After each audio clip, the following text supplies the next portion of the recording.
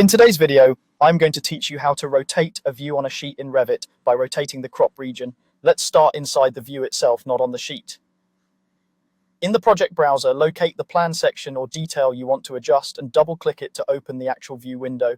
This is important because rotating a view happens at the view level, not directly on the sheet. If you don't see the crop boundary, turn it on. Look for the light bulb icon to reveal hidden elements temporarily, or use the view control bar at the bottom of the window and enable crop region.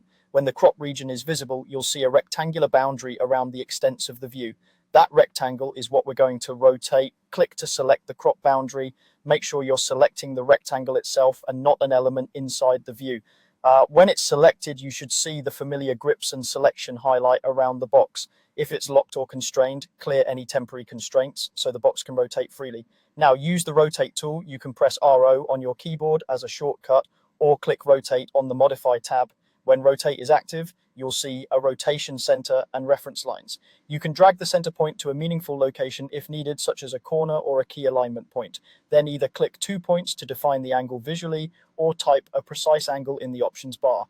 Positive angles rotate counterclockwise, negative angles rotate clockwise. Take a moment to preview the direction so you get exactly what you want. As soon as you rotate the crop region, the entire view rotates with it. This doesn't twist your model, it simply rotates the presentation of the view. That means dimensions, tags, and annotations rotate consistently as part of the view, maintaining their relationships. If the crop boundary now clips something important, feel free to drag the edges of the box to widen or tighten the extents without changing the rotation you just set. When you're happy with the orientation, return to your sheet, place the view, or if it's already placed, just switch back to the sheet tab. You'll see the view appears rotated exactly as it is in the view window. If you need a quick cleanup, adjust the viewport title position or tweak your sheet layout to suit the new orientation.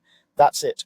By rotating the crop region in the view, you get a clean, controlled rotation on the sheet without affecting your model.